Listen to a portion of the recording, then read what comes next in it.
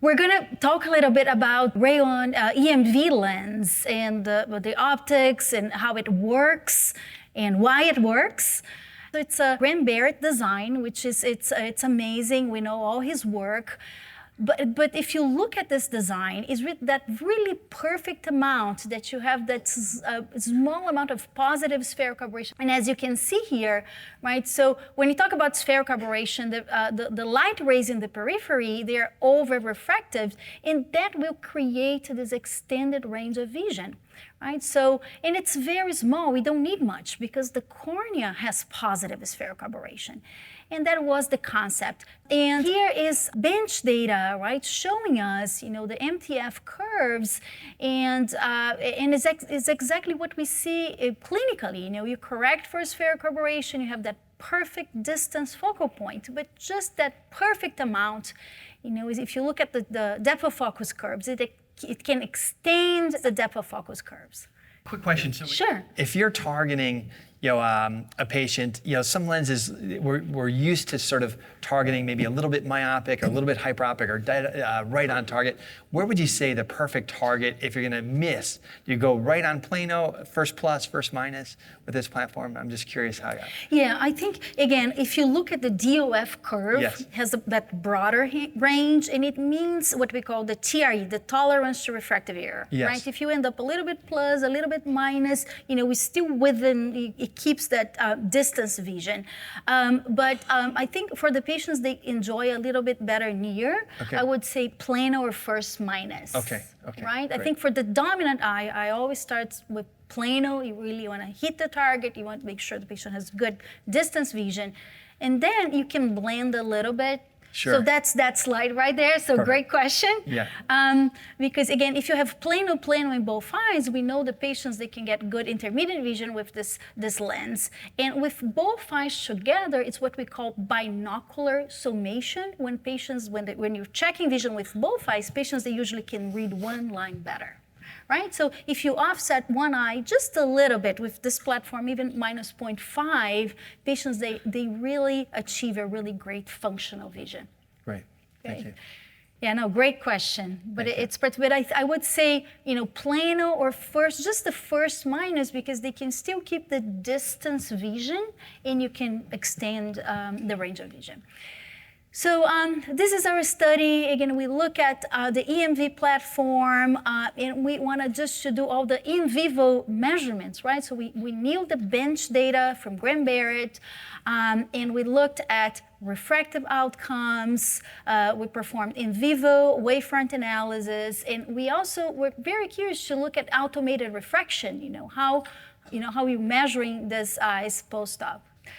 So that was a prospective study. We included 42 eyes, and we looked at all the refractive measurements, uncorrected visual acuity, distance corrected visual acuity, the distance corrected intermediate, the distance corrected near visual acuity, and we looked at high order aberrations and manifest refraction compared to a lot of different wavefront machines. So I think Bill was showing, the surgery and kind of comment the stability of the lens. The centration, it's amazing, right? So it's very stable there. I think that it's really good for refractive lens position, very well centered. You see how the optics covers that entire area. So really, we're not concerned about decentration.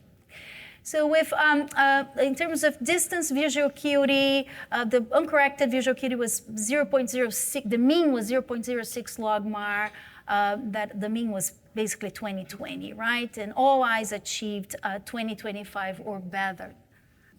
I think this is when we start seeing the differences here compared to the different, all the other monofocal IOLs. But this was really impressive when we look at distance-corrected intermediate visual acuity. 85% had 20/40 J3 or better. So really, now we have one monofocal lens that gives that really good functional vision, right? I never tell the patients glasses free, and of course this is a monofocal lens, right? But I tell them, you will need glasses. You will need glasses for your computer, for your tablets, and then when you see these patients post-op, they say, oh doctor, you told me that I needed glasses all the time, and I'm doing great. I can see my phone, I can see my tablet. The numbers were impressive. It was the same for the distance-corrected near visual acuity. It was 78%, 20/40 J3 or better. So the intermediate was at 66 centimeters. The near was at 40 centimeters.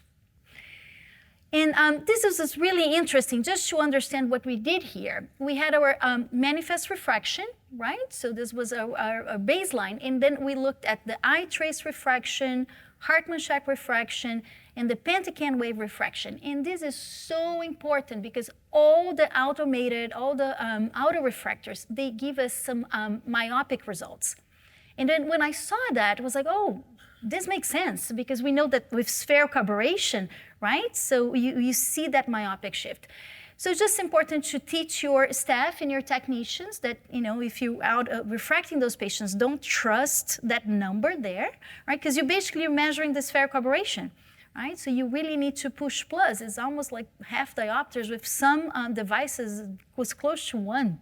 The difference, 0.75, right? Or if a patient needs like refractive enhancement, we want to make sure you do a really good manifest refraction. It's almost like that the patient is accommodating. You're just measuring all that EDOF component of the lens, the spherical aberration, right? Is that depth of focus. That shows me that broad DOF curve.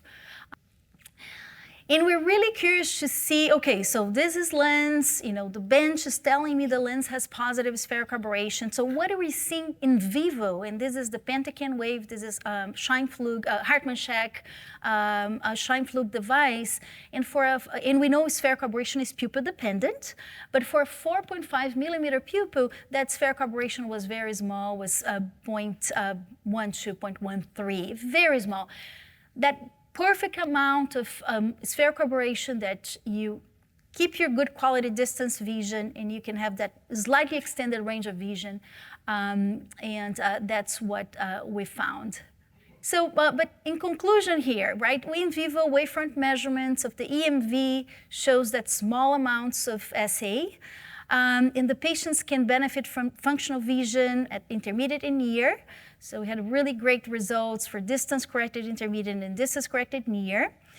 And the automated refraction tends to be more myopic, about 0.5 diopters, right, compared to your manifest refraction. Thank you very much.